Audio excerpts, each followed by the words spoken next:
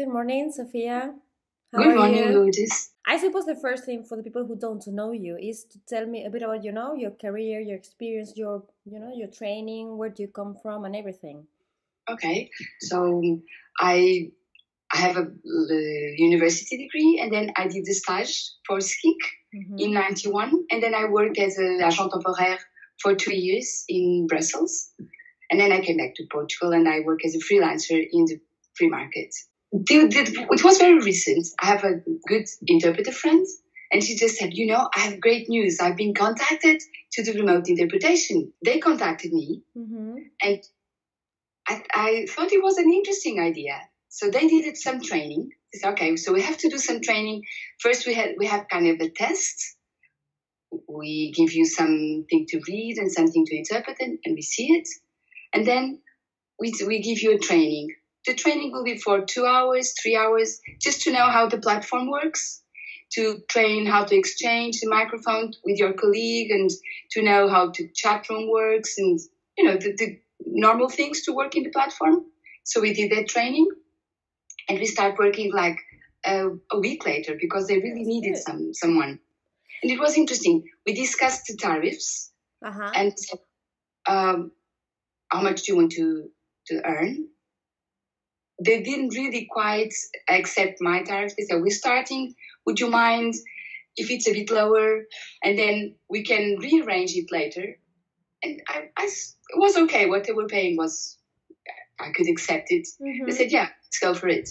So a week later, we were already working. Did they ask for your CV, your professional experience, or anything, or not? Yes. Okay, they did. They asked for CV experience, and then they did a quality test just to check. I mean, if I say I have this language, and do I have it or not? So you said that. I mean, they said you could negotiate, fees afterwards. Have you done that later? No, I did not have the opportunity because indeed I only worked for them for 6 months. And then they never called me again. What I guess is that they probably were starting. So they were looking for interpreters. So they found me and this colleague of mine. And then probably they just opened the range of interpreters they got. Maybe they got some that will work for a cheaper fee. So they kind of displaced their interest. That's what I guess. They offered me 20 days, which is pretty good, and I could accept 12 of them. It's the company that calls us straight, and then, they arrange everything. They have the manager of the project, and, we deal with this specific project manager, which is not the same all the time. It depends. So there's no one, I mean, not always the same person contacting. You don't know anyone really there. We have this contact, the person that called me, that we had the interview, so I've seen her face. She's kind of the person I feel close to. Okay. And then I get offers from different projects, from different people. The first thing I did was in Australia, so in the other side of the world, and it was a Amway meeting, the awards, so a big party. And for the big party and the awards, they needed some interpretation for like 2 hours. They were having a ball in the evening, 6 o'clock there. I don't remember, but early here in Portugal, like 6 o'clock in the morning. I don't really recall, but it was strange hours because it was in Australia. The person that is listening to us, they have the mobile phone. So they are listening to the interpretation through their mobile. For instance, a meeting in the University of Chicago where they had people from Africa coming. And tell me, what do you need? I mean, the technical requirements, what do you have to do to start working for them? Okay. So it is necessary to have, they check your computer. They ask us to go through some tests to check if the computer is compatible and if it has the right free space or something like that. Yeah. We run the test. But they get into your computer then? Yes, they ask us. I can do that test myself. Yeah. I tell them. But then they ask through TeamView, to have access to the computer. So then I have to have a cable to connect directly to internet, so there's no interference, and they have to be sure that the internet connection is above some levels to be sure that nothing will happen. And I have a microphone. the first time I just I bought a headset with an incorporated mic and USB. And then they said, well, it's better if you just buy a good microphone. We will help with 20%.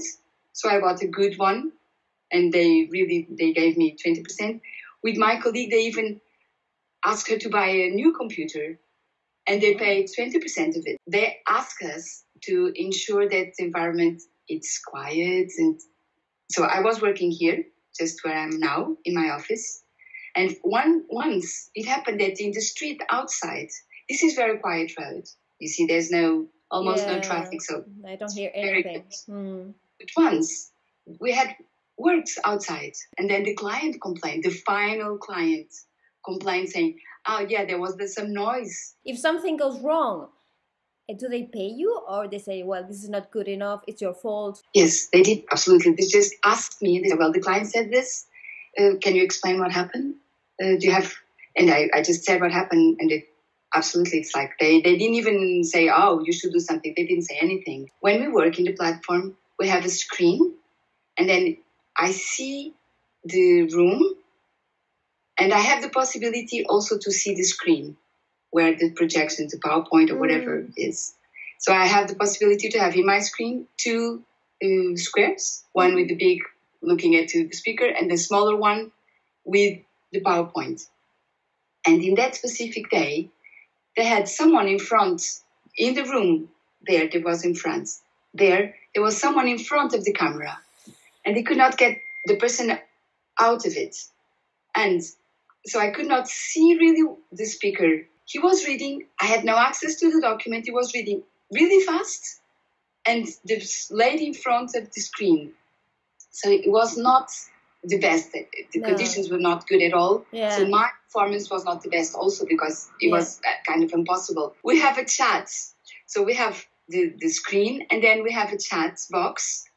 Actually, we have two chat boxes. One that is specifically for me and my colleague, and the technicians for our booth, because we can be working with different booths that we don't even know about, and they are specifically for us. So we can speak in this box, right? Yeah. And we can ask things previously. So we just press the button and it says, in 5 minutes we change, or I go to the toilet, or whatever, help. If we're in Portugal, I could be working with someone from UK. And I did work with someone from UK like twice. But most of the time I've just worked with this colleague, that's a friend. So it was really very relaxing for me, because you know the person, you settle everything beforehand, you talk and say, okay, so who starts today? Okay, you start. Okay, great. So like when we started at 6 o'clock in the morning, I said, okay, so now I'm going to have breakfast.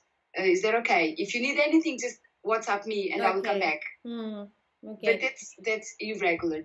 That's not the normal thing. The normal thing when I work with someone from UK that I don't know, then it's a bit tiresome, because you have really to be in front of the screen all the time to help the colleague, to, you don't know the person, so you need to check if she needs some help, like a normal thing. If you don't know your colleague, you just stay in the booth and help till you understand how things go. And you don't go out so easily.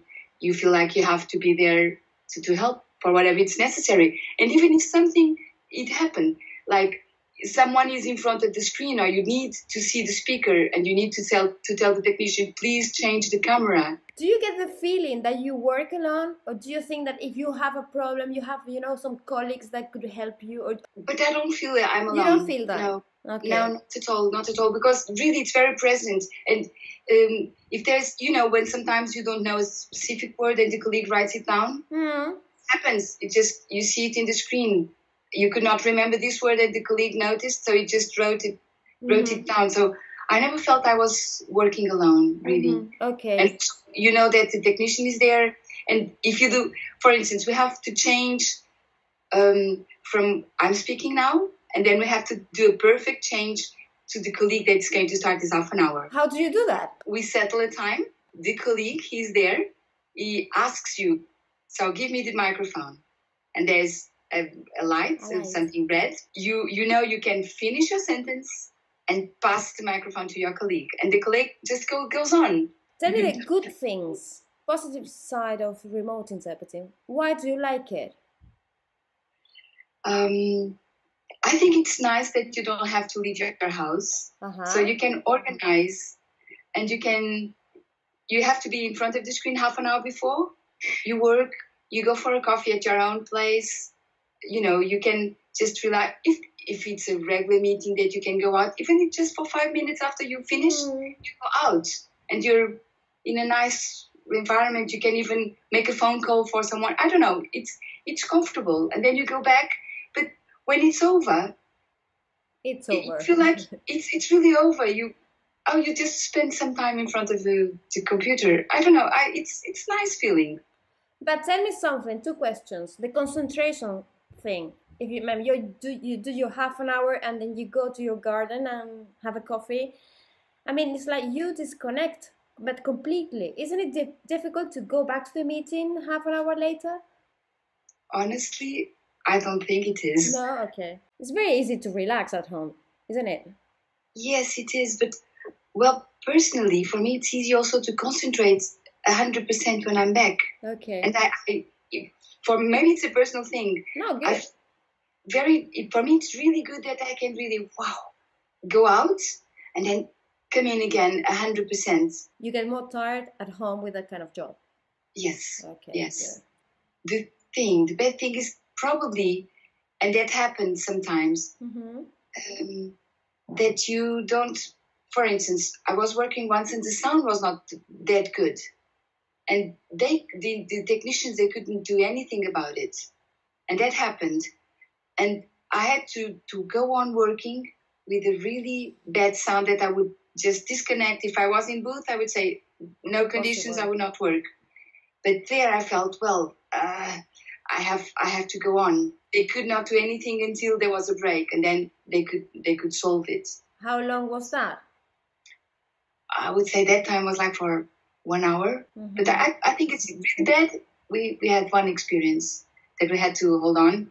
It was no good. When you have to do retour, also the technician is there for you, and he helps you and changes the buttons so that if you don't do it yourself, he's there to check and to do it remotely. That's why they have access to your computer, so they can do it. You're speaking with a machine. You are alone. There's nobody there. Even the stress of being, connecting the microphone. Yeah. Maybe the other colleague, she didn't press the right button. Yeah. I don't know. Yeah. So you need more experience for this. Okay. Yeah, I would say so. Yeah, if I would be a beginning and starting like this, it's like very, very stressful. Too many things, huh? Yeah. Because then you yourself, you change. If you want to see the screen, if you want to put things in small and something else, you have to really concentrate and work and allow your to do other things, other tasks. You would do it again? I personally, I think it's an option. I think it's very interesting to work remotely. Maybe we should be sure and ensure that when we work, there's no noise. If you can ensure that to be sure that we can work in the best possible conditions. But honestly, I think it's a very interesting experience to work remotely. And I think, why not? Yeah, sure. If they give us the right things, I mean, I felt that I was working in the correct conditions, not all the time. So thank you very much, and I hope to see you soon. Okay? Yes, see you soon, and thank you. It was a pleasure.